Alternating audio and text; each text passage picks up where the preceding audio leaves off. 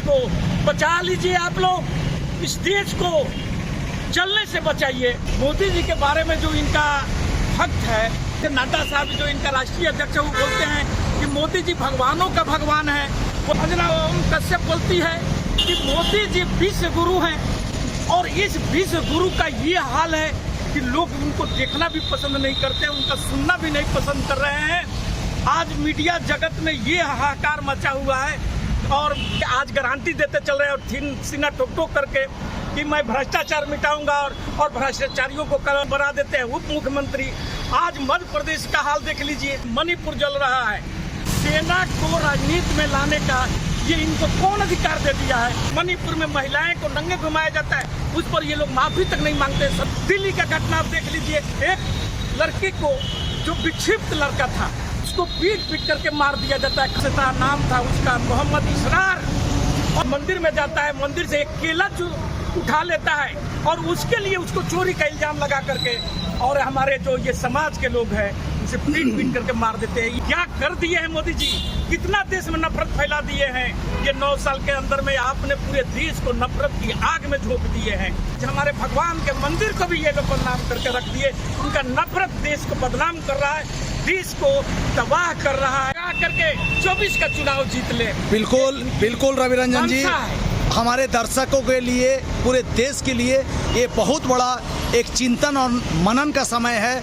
आज निश्चित तौर पर हम सभी को सोचने के लिए मजबूर करता है। जैसा कि आपने एक बुलंदी आवाज में, एक जोर आवाज में कहा, बचा लो हमारे देश को, बचा लो हमारे देश को। स्मृति ईरानी जी दामाद खोजती हैं कनाडियन, उनको हिंदुस्तान से नफरत है क्या कि जो उनको बात करेंगे, हिंदुओं की बात करेंगी, सनातन पर बात करेंगी, राहुल गांधी को कटाक्ष करेंगी, लेकिन इनको दामाद चाहिए कनाडियन।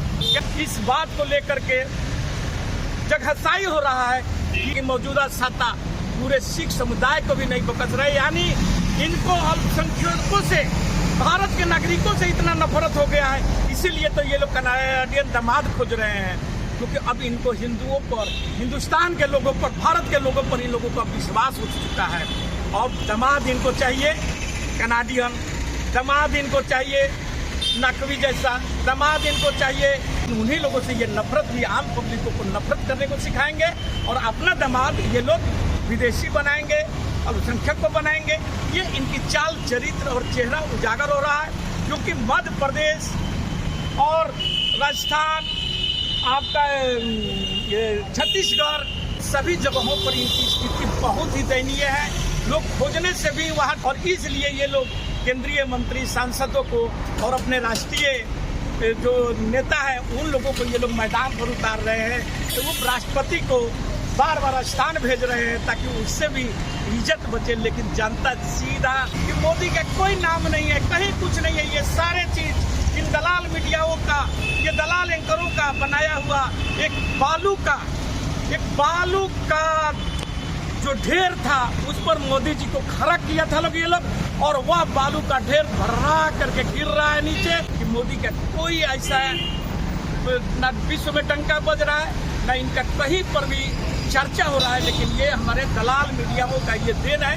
बालू का ढेर पर मोदी मोदी, हर हर मोदी, घर घर मोदी, और नारा लगाइए कि हमारा जो राम को लाए हैं हम उसको लाएंगे। इससे हमारा सनातन खतरे में नहीं हो जाता है। लेकिन यदि कोई अल्पसंख्यक समुदाय का, या हमारे हिंदू में गरीब लोग, दलित गरीब, यदि कोई कार्य कर देता है उसको घोड़ी पर नहीं बैठने देंगे। यदि कोई अल्पसंख्यक जाकर के मंदिर से केला उठा लेता है, यदि उसको भूख लगता है तो उसको पीट करके मरवा देंगे। ये नफरत कूट करके देश में भर रहे हैं। इससे देश को बचना होगा, नहीं बचेगा तो हमारा देश अफगानिस्तान, पाकिस्तान बनने से कोई नहीं रोक सकता है।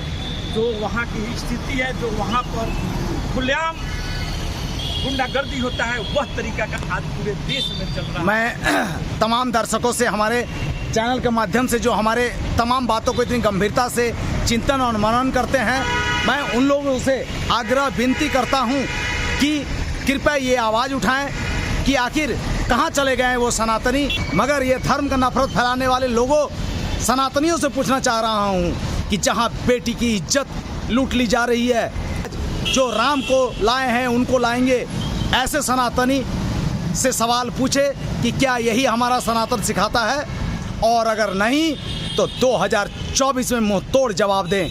जय हिंद, धन्यवाद, जय भारत।